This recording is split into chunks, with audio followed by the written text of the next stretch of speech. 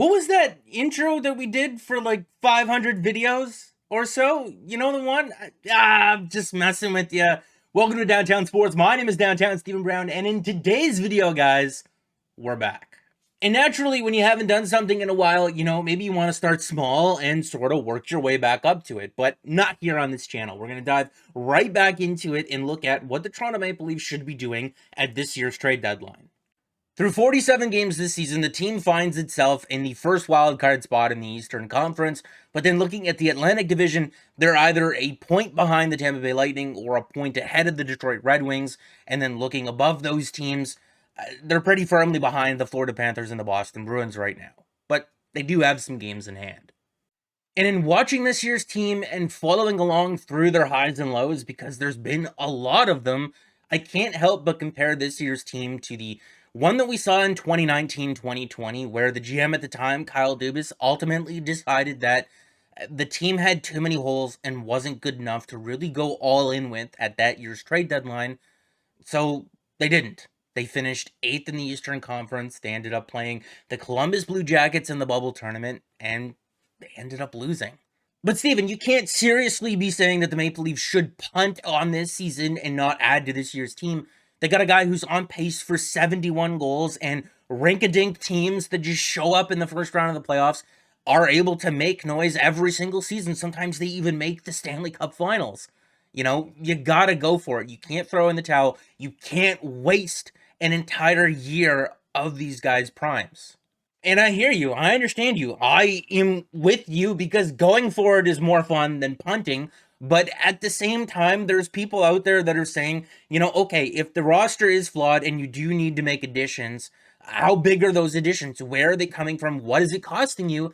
Because the Maple Leafs don't really have a lot of draft picks to work with or just prospects to just fire at this problem. In comparing last year's team to this year's team, the team that finished 4th in the NHL last year and that won a playoff round, you should say that somewhat proudly. Yeah, they didn't follow it up with anything very good, but they did win a round. Anyway, comparing this year's team to last year's team, the biggest difference to me seems to be their defensive play. And this season is not like a couple of years ago where you can look at the numbers and say, okay, all the underlying numbers look okay, but they're bottom 5 in the league in save percentage, so the goaltending is the issue. No, this year they're 14th in the NHL in 5-on-5 save percentage.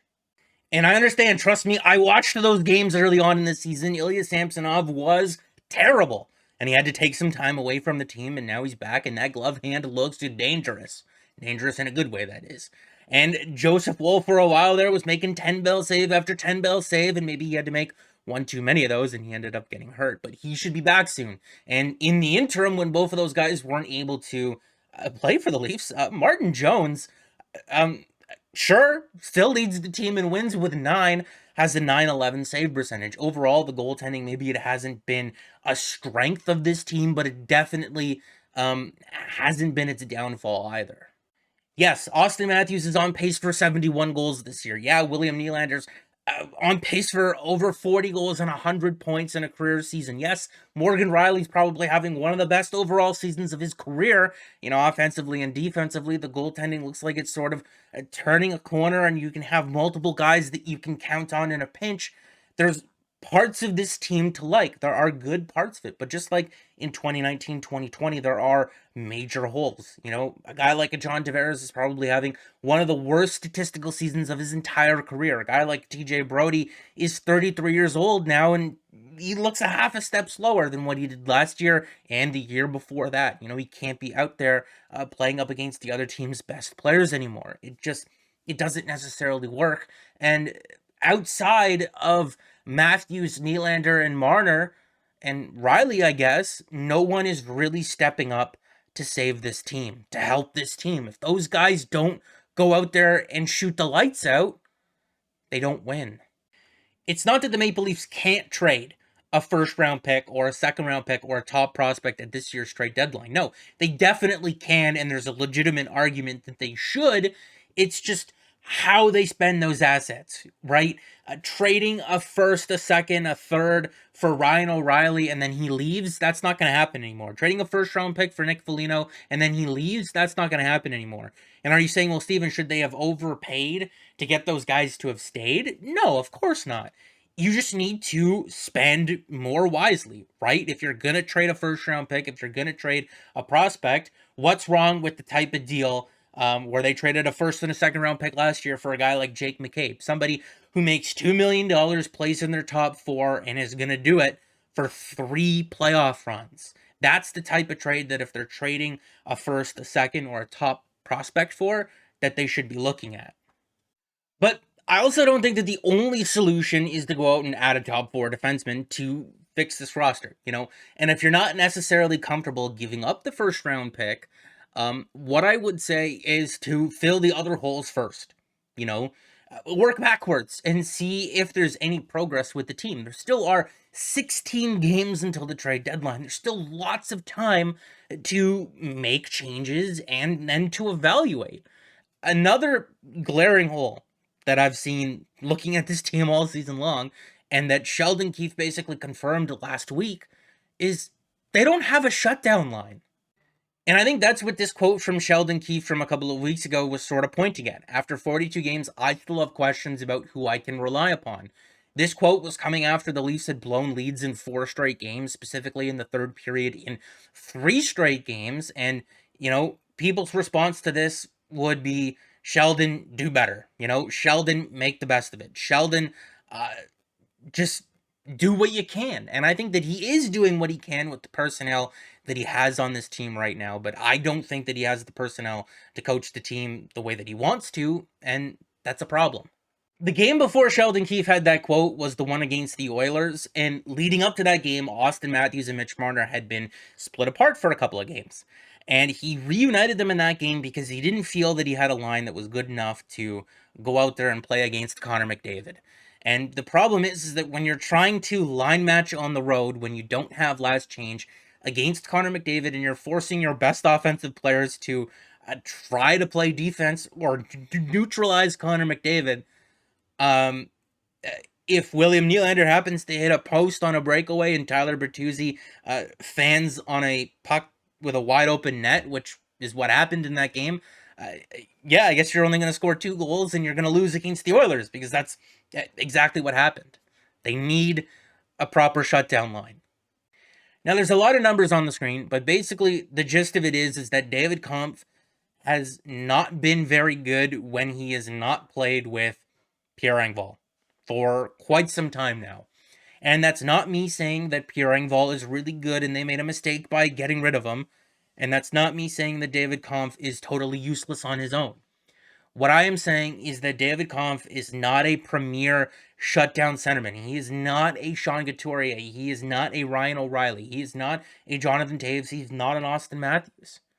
He's not going to be a guy that you could throw out there and have him handle all of that defensive responsibility and be able to do it well all on his own. He's a guy that if you play with the right players, can be effective in that role. So while I'm looking for a player like Pierre Engvall who's good in transition and can help David Kampf get the puck out of his own zone, I'm also looking for a winger like Noel Acciari, somebody who can handle a lot of defensive zone responsibilities, put up very good numbers while doing it, and also block a lot of shots, throw a lot of hits, play center, win faceoffs, and be an absolute animal while doing it. And while I am looking for a guy who can transition the puck up ice like Engvall did, like I said, I don't think that they made a mistake in letting him go. That guy had a bunch of other flaws in his game that drove me and everyone else absolutely nuts. Ideally, you'd find someone who can skate with the puck quite well, get it out of their own zone, and that actually knows that they're present in a hockey game. And for Noel Acciari, I don't think that the Leafs made a mistake in letting him walk in free agency, because $2 million in 3 years is a little bit rich. What I'm saying is they need to try to find the new versions of those players. Some of you may be saying just find a shutdown centerman that's better than Kampf, and I'm with you on that, but that may be more expensive than what we're trying to do here. Pierre Engvall went for a 3rd-round pick last year, and if you're breaking down the trade that they acquired Noel Acciari, well, they also got Ryan O'Reilly in that deal, and they gave up a 1st, a 2nd, and a 3rd-round pick. Now, if you want to, break that trade down and say who went for what, maybe Ryan O'Reilly went for the first and the second rounder, and Achari went for the third. So if you're looking to acquire a player like Achari and a player like Engvall, can you stomach 2 third-round picks to plug up, 2 of the holes on this team right now and get the Leafs a proper shutdown line? If you're saying to yourself, Steven, you want the Leafs to acquire multiple players at this year's deadline, how are they possibly going to do that? They don't have any cap space, never mind the assets. Well, when you acquire players, you would be bumping players off of your roster as well. And it just depends on how aggressive you want to get with this, right? How much cap space do you want? We talked about a guy like Bobby McMahon. Are you going to let him stop you from going out there and acquiring the players that you need to at the deadline? No. All right, he's on waivers. If you lose him, you lose him. You're acquiring other guys anyway. You're not necessarily losing any depth. Noah Gregor, doing a lot of cardio out there. You going to let him stop you from going out there and acquiring the players that you need at the deadline? No. Okay, he's gone. $1.5 million. Okay, Connor Timmins. Yeah, that guy plays once in a blue moon, and when he does, he's got Jake Gardner syndrome half the time. Boom, he's gone too. Did these guys get claimed on waivers? I don't know. Kyle Dubas isn't the GM anymore. You got $2.681 million here now to work with. If you want to get some salary retention in there, a guy like Ryan Reeves, who plays 1 or 2 good games every 3 months, you going to let him stop you from going out there and acquiring the players that you need to at this year's deadline? Does he get claimed on waivers? If he does, is that an issue? I don't know. Boom, he's gone all of a sudden.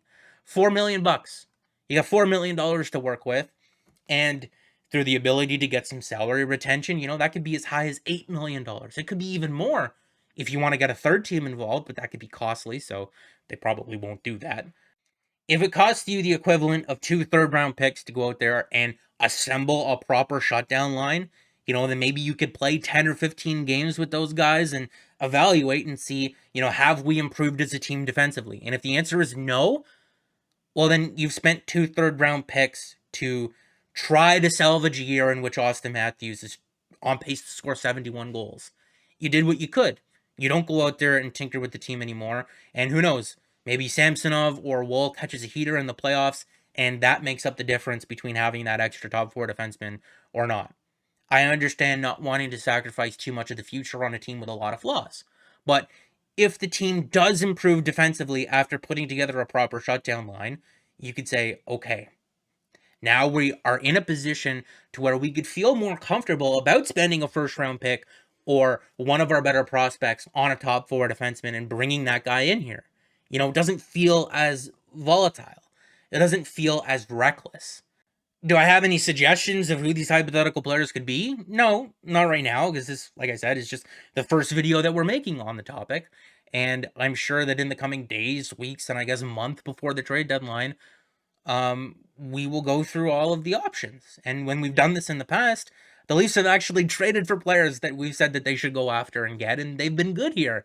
Guys like Mark Giordano and Ilya Lyubushkin and Noel Acciari and Sam Lafferty. I guess he ended up being good for the Canucks, but we were right about him being good. Jake McCabe and a couple of other guys mixed in there as well. But that's me for this video, guys, so make sure to like the video if you did like it and subscribe for more, because more will be on the way. And guys, I'll see you in the next one. Friday.